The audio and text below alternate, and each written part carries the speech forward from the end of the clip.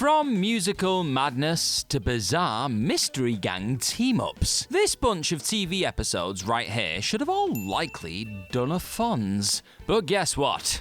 They did not. The following episodes sucker-punched the formula, re-energized the fanbase, and surprised just about everyone involved. That's right, I am Gareth, this is Whatculture, and we're about to look at a bunch of TV episodes that should have jumped the shark, but didn't. Kicking us off, we have Eeyore Ambush, the show that popularized George Clooney. Eeyore made General Hospital emergency room life exciting and sexy, rendering a vivid cast of characters in dimensions across 15 seasons. That's a lot of seasons. Bringing doctors' personal lives into play with romance, heartbreak, conflict, and tragedy made the decisions in their professional lives, fighting to save patients and sometimes losing them, all the more compelling. But at season 4, it almost pushed the envelope too far. Season 4 premiere, Ambush was positioned to give an already well-received show that extra boost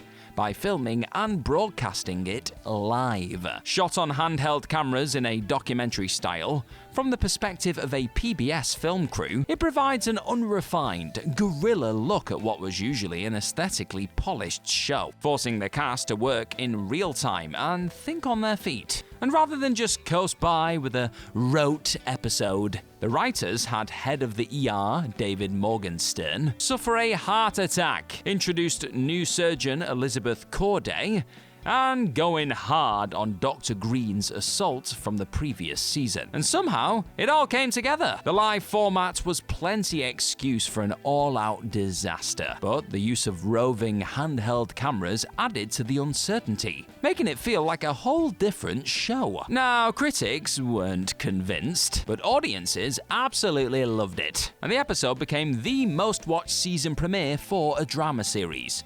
Sounds like a win to me. You know, when the nights get here faster and the temperature starts dropping and I'm in need of something cozy to pick me up, there's nothing I want to do more than spend some time with your friend and mine, Pumpkinhead, as in the 1988 supernatural horror movie Pumpkinhead directed by Stan Winston, obviously. And wouldn't you know it, you can go and do that on Prime Video right now, and if you sign up using our special link in the description or scan the QR code on screen, you'll get 75% off your first 2 months, which is as low as 99 cents per month. That includes both single subscriptions and bundles, so you can add in stuff like Apple TV and HBO Max and watch all the movies and shows you want to your heart's content. Like, guys, they have all of Columbo on there. I'm about to go into a winter hibernation and come out talking like Peter Falk. I can't wait. Next up, we've got Smallville Noir. Long before James Gunn's Superman, the Snyderverse, or Bryan Singer's lackluster run at The Man of Tomorrow, Smallville had cornered the Superman market, or the supermarket, up to you. With Tom Welling as a young Clark Kent, the show ran for 10 seasons, and perfectly encapsulated noughties culture, while giving us more reasons than usual to care about a flawed hero that we thought we knew. Season 6's 20th episode, Noir, offered just this, with a Jimmy Olsen-centric adventure set in a black and white 1940s gumshoe world. Here, Jimmy is the Daily Planet's star reporter, and he goes on the case of a woman who wants him to help solve her own murder. Alternative versions of all the regular cast turn up, and Jimmy even shoots Lex Luthor dead. Like Wizard of Oz, however, it is all a dream. A DC what-if, if you will. Never mind the outlandish setup and story. The fact of none of it being of consequence was enough to send viewers packing. Except, well, it didn't. And Smallville managed to quickly course correct, hesitant to take this kind of risk again, but maintaining a steady quality nonetheless. And now let's talk about the X-Files, the postmodern Prometheus. From the beginning, the X-Files had absurdity on its side. Dealing with extraterrestrials, monsters, and mysteries meant the showrunners and writers could take it in interesting and discordant directions, anchored by the Monster of the Week format. But nobody expected it to go where episode 5, the postmodern Prometheus, went, not a single soul. The episode begins in the style of a comic book, shot in all black and white, and proceeds with a wackadoo storyline about a mysterious creature named the Great Mutato that has impregnated a middle-aged woman. Amongst its many oddities, it features a special episode of Jerry Springer, and at the episode's end, Mulder breaks the fourth wall, demanding to see the writer. Thereafter, Mulder and Scully take Mutato and the townspeople to a Cher concert. Alright. Not only does the episode depart from the series' style and tone, but it's seemingly totally divorced from the established mythology and chronology of the show. And while this ought to have spelled disaster, it instead gave the somewhat formulaic series a new lease of life, starting a trend of these kinds of humorous, low-stakes episodes that kept it on air for another 4 seasons in its original run. Moving on to Angel, Smile Time. Vampire detective show Angel benefited greatly from its parent series Buffy the Vampire Slayer, as Joss Whedon was able to transfer many of their existing characters across, including the big man himself, ex-Plastic Cordelia Chase, and failed Watcher Wesley Wyndham-Price, and integrate seamlessly into the same universe and lore, but with a darker tone and bigger city. This familiarity meant the show could take a bolder approach from early on, including switching out main supporting cast,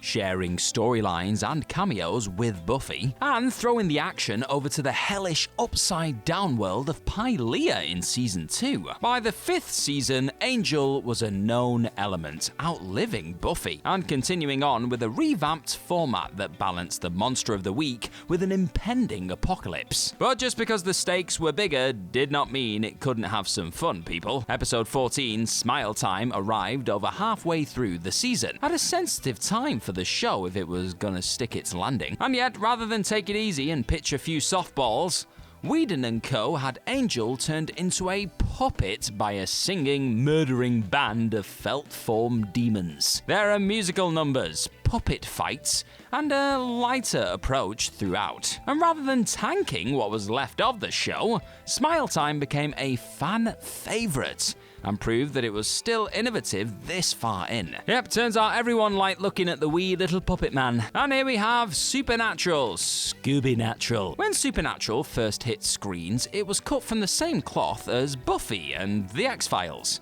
that we've already mentioned on this list, and shared many of both shows' minor cast, with enough references to satisfy fans of either property, and a new fantasy-led story that prioritized angels and biblical battles over gothic monsters or aliens. The story of Sam and Dean Winchester, hunters of everything dark and evil, especially demons, felt familiar yet inventive enough to keep us watching over the following years, rooted in the strength of the brothers' relationship. And in Season 13's 16th episode, Scooby Natural, Sam and Dean are pulled into a Scooby-Doo mystery, fully animated. The whole Scooby gang is there, and the already cartoonish approach of late-season Supernatural is kicked into high gear, stretching reality, amplifying character traits, Dean hitting on Daphne, anyone? And merging the best parts of both shows to give us an adventure that would have seemed not only implausible, but highly inadvisable in the first half of Supernatural's run. While it may seem like just one in a long track record of fun, playful episodes that managed to keep the show going long after the original arc, Scooby Natural came along at a point when viewers thought that they had experienced all the weird and unusual things that Supernatural had to offer, and were about ready to wind things up. And it surprised everyone, keeping even reluctant viewers tuning in for more. Okay, next up, Community, Remedial Chaos Theory. Long before Rick and Morty, Dan Harmon channeled his offbeat humor through Community, the community college campus set sitcom, where a study group of oddballs come together to try and survive a substandard academic journey. It was an instant hit and managed to strike a fine balance of weird and watchable. But the already out there show went several steps further in a single episode by establishing a chaotic multiverse. That's right. Season 3's 4th episode, Remedial Chaos Theory, takes place at a housewarming for two of the younger study group members, Troy and Abed. And things get dicey when Jeff rolls a die to decide who will answer the door to the pizza delivery guy. 7 timelines unfold, in which the scene is replayed, Each member of the group answers the door, and something different happens every single time, going far beyond the bounds of the show's usually imagination-based strangeness. This episode establishes the diverging timelines as canon. Rather than destroying the show's tenuous grip on reality and plunging it into obscurity though, the episode was wildly successful, boosting the flagging season, and Harmon & Co. brought the characters of the darkest timeline back in future episodes. Hooray! Now it's time to talk about Atlanta, the goof who sat by the door. Community may have been Donald Glover's big break, but Atlanta was where he proved that he had the chops to write, run, and act in something much bigger, blending comedy and drama in narratives and roles that are weighty and considerably more three-dimensional. The show follows Earn and Paperboy, a music manager and rapper, who face trials and tribulations traversing the Atlanta hip-hop scene. The show's brilliance has always been its use of somewhat episodic, standalone stories that are less monster of the week and more short dramatic works in their own right. And while Season 4, Episode 8, The Goof Who Sat by the Door, is very much that, it was also a major risk to take with a big show at such a critical time.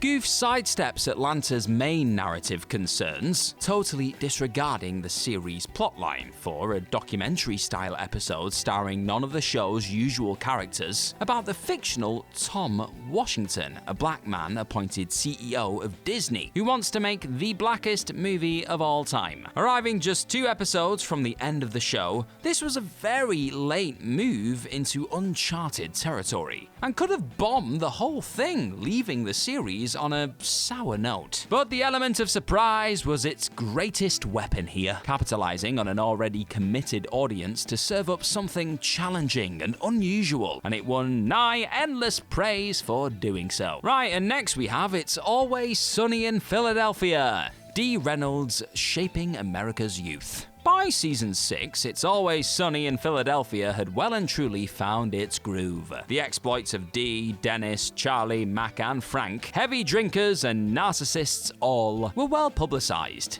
and had amassed a sizable and reliable mainstream audience. But the gang's ability to go where no other sitcom would go was well and truly put to the test in that season's 9th episode. Dee Reynolds, shaping America's youth, sees Dee take a job as a substitute teacher, wherein she introduces her class to the gang's attempt to make Lethal Weapon 5. The, film starts out simple enough, with Mac playing Mel Gibson's Riggs character, and Dennis as Danny Glover's Murtaugh, using just a mustache and a deep voice. But a few scenes in, they switch roles and Mac goes in blackface for his new part. Yep. Now, while blackface usually takes a kick-in from the general viewing public, and by all accounts it ought to have brought Always Sunny beyond the point of no return, fans of the show love the episode because it was so beyond the pale and yet fits its degenerate characters to a T. The season and the show maintained its strong viewing figures, and Glenn Howerton, Charlie Day, and Rob McElhenney, who write the show, returned to the Lethal Weapon premise several times in subsequent seasons. It is time to talk about a little series you may have heard of called Breaking Bad now. And we're gonna talk about Fly. Breaking Bad's 3rd season far surpassed the show's original premise of a science teacher breaking bad and teaming up with his former student Jesse Pinkman to cook drugs and make some quick cash. While the core of the show, Walter and Jesse, was still going strong, mafiosos, crooked lawyers, and assassins entered the picture and things got a bit complicated, keeping us on the edge of our seats throughout. But as danger closed in on all sides, the season's 10th episode, Fly, took a major detour from the driven serial format, just 3 episodes before the season finale. And how did it manage this? Well, by having Walter and Jesse spend the entire episode in the meth lab trying to catch Fly. The show had built up such a head of steam, and the overarching narrative had grown almost unbearably tense, that to suddenly make a sharp left turn into a comedic bottle episode seemed unthinkable. And yet, Fly manages to crack open the heart and soul of its characters, while nothing much of note happens, using the time spent to move from tension to comedy, to an on-off conversation that reveals parts of Walt's interior that the rest of the season couldn't reach. And while viewing figures were not great at the time, the episode has made its mark as a fan and critic favourite in the years since its release. And lastly, we have Buffy the Vampire Slayer, once more with feeling. Buffy the Vampire Slayer's famous musical episode arrived late in the game, during the show's penultimate season. And while Buffy had always had time for humor, levity, and experimentation, this took the supernatural show to unexpected places. Season 6's 7th episode, Once More with Feeling, arrives during the darkest season and finds Buffy isolated from the Scooby gang, unable to tell them that by bringing her back from the dead, they pulled her out of heaven. So of course she breaks into spontaneous song, and everyone else follows. Amongst the whopping 17 musical numbers, we get a ballad from her Watcher, Giles, a rock number from vampire bad boy Spike, and a show tune from Anya and Xander. And somehow, it all works. The writing is second to none, with each song better than the previous, outshining most Broadway musicals. And of course, the performances are great too, showcasing most of the cast's pitch-perfect pipes, which is something we had only previously seen of Anthony Head, who of course plays Watcher Giles. The episode successfully blends comedy and drama, dancing and fighting, working as a standalone spectacle but also gently advancing the overarching narrative concerns of all the main cast. Once More with Feeling is legendary, it's iconic, and yet it ought to have jumped clean over that shark, but it did not. And that's why it's on this list, of course. Now continue your YouTube journey by tapping on another fantastic Whatculture list right here. You're gonna have such a good time, you're welcome.